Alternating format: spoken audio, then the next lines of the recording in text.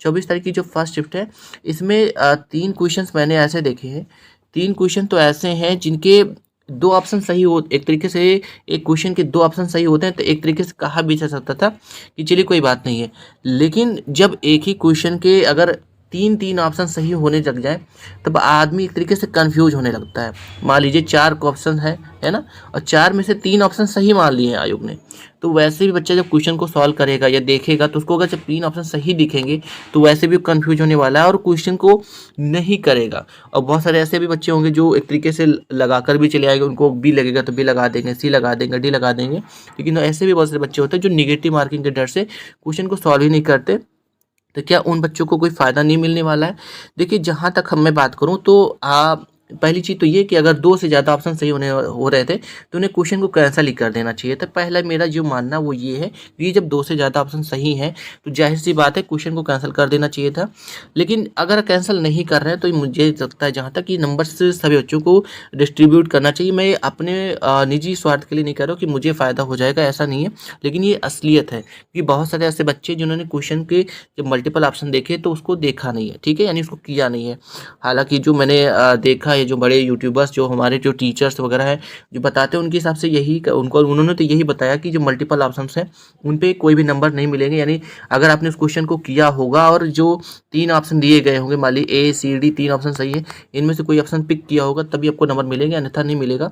हालाँकि जहाँ तक मुझे लगता है कि ऐसा नहीं करना चाहिए क्योंकि 3 ऑप्शन सही है तो वैसे ही बच्चा कन्फ्यूज़ हो ही जाता है, ठीक है? ठीक है, तो जहाँ तक मुझे लगता है मल्टीपल ऑप्शंस पे आयोग को थोड़ा सा ध्यान देना चाहिए और इस पे चाहे नॉर्मलाइजेशन के थ्रू ही, लेकिन इस पे जिन बच्चों ने अटेम्प्ट नहीं किया उस क्वेश्चन को, उस पे थोड़ा बहुत उनको फ़ायदा दिया जाना चाहिए। ये मेरा अपना पर्सनल मानना है। आपका क्या मानना है? आप कमेंट में ज़रूर बताएंगे। अगला जो क्वेश्चन हमारा निकल कर आ रहा है कि जो क्वेश्चंस कैंसल हुए उसकी बात कर लेते हैं, उस पे प्रॉफिट हुई है, लॉस हुई है। देखिए, सबसे पहली चीज़ तो ये प्रॉफिट उन बच्चों का हुआ है जिन बच्चों ने उस कैंसल क्वेश्चन को सॉल्व ही नहीं किया है, या कह सकते हो टिक किया था उनके क्वेश्चन, एक तरीके से जो भी गलत ऑप्शन को चूज कर लिया था, ठीक है? तो अगर कैंसल हुआ है क्वेश्चन तो अगर आपने उस क्वेश्चन को एक तरीके से सॉल्व ही नहीं किया था तब ये मान के चल सकते हो उसमें आपका प्रॉफिट है। लेकिन अगर आपने उस क्वेश्चन को छोड़ा था तब भी आपका प्रॉफिट है। लेकिन मान लीजिए आपने उस क्वेश्चन को पूरा सॉल्व किया था और उसमें अपना टाइम वेस्ट करा है, अगर आपने उस क्वेश्चन पे टाइम वेस्ट करा है तो जाहिर सी बात है इसमें आपका लॉस है, क्योंकि आपको एक क्वेश्चन के 2 नंबर पूरे नहीं मिलेंगे। वो आपकी एक्यूरेसी पर डिपेंड करता है, जो आयोग फार्मूला देगा उसके हिसाब से ही डिपेंड करता है कि आपको टोटल कितने मार्क्स मिलने वाले हैं। तो हो सकता है कि बहुत सारे बच्चे ऐसे हों जिनको फ़ायदा मिल जाए क्योंकि उन्होंने उस क्वेश्चन को अटैम्प्ट ही ना किया हो। मैथ्स के क्वेश्चन होते हैं, अगर उसमें मान लीजिए कि बहुत सारे बच्चे होते हैं क्वेश्चन को देख करके स्किप कर देते हैं, अगर उन्होंने स्किप किया होगा तो जाहिर सी बात उनको फ़ायदा होगा। लेकिन अगर आपने उस पर टाइम वेस्ट किया है, उसके बाद आपका आंसर नहीं आया, आपने कोई भी ऑप्शन लगा दिया, तब वहाँ पर आपको लॉस होगा। ये आपके लिए मैंने बता दिया कि किसको प्रॉफिट है किसको लॉस है। बाकी आयोग ने जो फार्मूला बनाया है उसके हिसाब से आपको मिलेगा फार्मूला। अगर आपने दूसरे यूट्यूबर्स वगैरह से सुन लिया, ये सब में सबसे पहली चीज़ तो जो इंपॉर्टेंट पॉइंट है वो नॉर्मलाइजेशन है। और अभी के लिए जो हमें बात करूँ तो नॉर्मलाइजेशन का एक बहुत ही बड़ा रोल रहने वाला है। अभी तक का जो बात था, अभी चूँकि फाइनल आंसर की नहीं आए थे, उसके पहले ऐसा लग रहा था कि नॉर्मलाइजेशन जो होगा वो बहुत ज़्यादा नहीं होगा। अगर बहुत ज़्यादा हो जाएगा तो वो 10 नंबर हो जाएगा या 12 नंबर हो जाएगा, इससे ज़्यादा नॉर्मलाइजेशन नहीं होगा। क्योंकि अभी जो परिस्थिति है वो थोड़ी सी चेंज हो गई है और इस हिसाब से अगर हम देखें तो सेफ स्कोर भी बताना थोड़ा सा कैसे तो डिफ़िकल्ट हो गया है। और जहाँ तक मुझे उम्मीद है कि 20 नंबर तक भी नॉर्मलाइजेशन मिलने वाला है। और ये किस शिफ्ट को मिलेगा किस शिफ्ट को नहीं मिलेगा ये डिपेंड करेगा एवरेज मार्क्स पे। बहुत सारे मैंने टीचर्स देखे और ऐसे बड़े बड़े यूट्यूबर्स देखे जिनके 1-1 लाख सब्सक्राइबर, वो भी गलत बता रहे हैं। वो ये बता रहे हैं कि आपके शिफ्ट में 6 क्वेश्चन गलत हुए हैं तो आपको नॉमिनेशन ज़्यादा मिलेगा, 7 क्वेश्चन गलत हुए हैं तो आपको नॉमिनेशन ज़्यादा मिलेगा। देखिए, ये डिपेंड करेगा, बिल्कुल डिपेंड करेगा। और आपके शिफ्ट में ज़्यादा क्वेश्चन गलत हुए, जाहिर सी बात है कि आपने उस पर टाइम दिया हो या ना दिया हो, लेकिन ये आयोग मानेगा कि आपने उस पर समय दिया है अगर मैथ के क्वेश्चन होंगे तो। और अगर आपने समय दिया है तो जाहिर सी बात नॉमिनेशन में थोड़ा आपको फ़ायदा मिलेगा। लेकिन यहाँ पे ये भी देखा जाएगा कि आपके शिफ्ट का एवरेज स्कोर रहा क्या है, क्या रहा है आपके शिफ्ट का एवरेज स्कोर। अगर सबसे कम रहा है यानी आपका एवरेज स्कोर सबसे लो रहा है तो सबसे ज़्यादा फ़ायदा आपको मिलने वाला है, ठीक है। हालांकि नॉमिनेशन इस बार फ़ायदा ज़्यादा करेगा, यानी कि 20 से 25-30 नंबर तक भी आपको फ़ायदा देखने को मिल सकता है, ये चीज़ आपको माननी पड़ेगी। क्लियर है? अब हम आगे बढ़ते हैं। जो सेकंड टॉपिक है सबसे इंपॉर्टेंट है, जो बच्चे काफ़ी ज़्यादा कमेंट करते हैं कि सेफ स्कोर के लेकर के। देखिए सेफ स्कोर का अगर जहाँ तक मैं बात करूँ, सेफ स्कोर एक तरीके से जो एक होता है ना कि हम ऊपर ऊपर से बता देते हैं रॉ स्कोर, एक तरीके से हम अपने रॉ स्कोर बताते हैं, फिर नंबरेशन बताते हैं। तो रॉ स्कोर की अगर हम बात करें जो एक तरीके से सेफ माना जा सकता है, तो देखिए मैं अलग अलग बात करूँगा तो जनरल के लिए एंड EWS के लिए मैं एकदम जेन्युइन बात कर रहा हूँ। ये नहीं कि बस आपको खुद करने के लिए या आप मेरे चैनल को सब्सक्राइब कर ले इसलिए बात करूँगा, ऐसा कुछ नहीं है। OBC के लिए एंड SC ST के मैं सबके लिए बात कर रहा हूँ।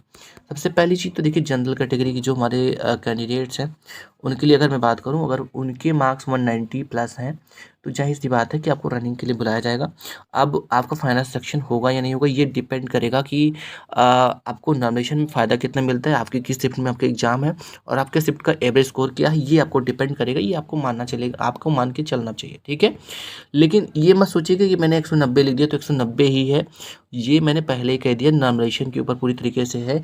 यहाँ पर आप मान के चल सकते हो 185 भी है तो आप ये मान के चल सकते हैं कि आपको दौड़ने के लिए ज़रूर बुलाया जाएगा। अब वो चीज़ अलग बात है कि नॉमिनेशन में वो कितना नंबर आपको दे रहे हैं या नहीं दे रहे हैं, तो ये आप मान के चलें। जनरल EWS एंड OBC के जितने भी कैंडिडेट हैं, अगर वो 100, ये मेल कैंडिडेट की बात हो रही है, अगर 180 के प्लस हैं तो जाहिर सी बात है कि आपको रनिंग करनी चाहिए और सिंपल सी बात है कि वहाँ पे आपके चांसेस हैं कि आपको बुलाया जा सकता है, ठीक है। तो आपको रनिंग करना है, बिल्कुल करना है। अगर 180 प्लस नंबर है तो, और 190 है तो जाहिर सी बात है कि आपके सिलेक्शन को कोई रोक नहीं सकता है। अगर आपको नॉमिनेशन में अच्छा खासा मिल गया, जाहिर सी बात है आप 200 प्लस तो जाने ही वाला है, ठीक है। जो इंपॉर्टेंट पॉइंट है गर्ल्स के लिए मैं बात कर लेता हूँ। देखिए गर्ल्स में जितने भी हमारी जनरल EWS या OBC हमारी जो भी कैंडिडेट्स हैं उनके लिए अगर मैं बात करूँ तो उनके जो मार्क्स हैं अगर वो 160 प्लस हैं तो जाहिर सी बात है कि उनको बुलाया जाएगा। और फीमेल कैंडिडेट्स में वैसे भी इस बार कट ऑफ लो रहेगा, ये आप मान के चलिए, ठीक है। हम बात करते हैं SC एंड ST कैटेगरी के जो हमारे कैंडिडेट्स हैं। देखिए SC कैटेगरी के अगर आप कोई भी हमारे छात्र हैं और अगर आप मेल हैं तो 150 प्लस नंबर तो कम से कम आपके होने चाहिए रनिंग में जाने के लिए। और ST कैटेगरी में कम से कम 140 के आसपास। ST कैटेगरी का थोड़ा सा कम भी रह सकता है, 140 के आसपास ही रहेगा। जो फीमेल कैंडिडेट्स हैं उसमें थोड़ा सा आप 10-15 नंबर SC/ST में कम कर लीजिएगा। तो ये मेरा प्रेडिक्शन है, मैं ये कोई नहीं कर रहा हूँ कि बस यही है और आपको इतना ही करना चाहिए। मैं बिल्कुल भी डिमोटिवेट नहीं कर रहा हूँ। जिसके थोड़े बहुत कम नंबर भी हैं इससे भी, तो उनको भी रनिंग करना चाहिए। 5-6 नंबर ऊपर नीचे हो सकते हैं। मैंने पहले बता दिया नॉमिनेशन का एक बड़ा रोल रहने वाला है, तो ये आप एकदम एग्जैक्ट तो कोई बता ही नहीं सकता कि टोटल कितने कट ऑफ जाएंगे, टोटल नॉमिनेशन कितना होगा, ठीक है। लेकिन फिलहाल नॉमिनेशन का एक बड़ा रोल रहेगा और आपको अच्छा खासा नॉमिनेशन देखने को मिलेगा, ठीक है। आपके जितने भी मेरे क्वेश्चन थे मैंने सारे इंक्लूड कर लिए हैं और सभी प्रश्नों के उत्तर देने का प्रयास किया है। उम्मीद करता हूँ कि आपके सभी प्रश्नों के उत्तर मिले होंगे। अगर वीडियो अच्छी लगी है तो प्लीज़ वीडियो को लाइक एंड सब्सक्राइब जरूर कर दीजिएगा। हमारे चैनल से जरूर जुड़ जाए, ठीक है। चलिए ठीक है, मिलते हैं नेक्स्ट वीडियो में। थैंक यू सो मच, धन्यवाद।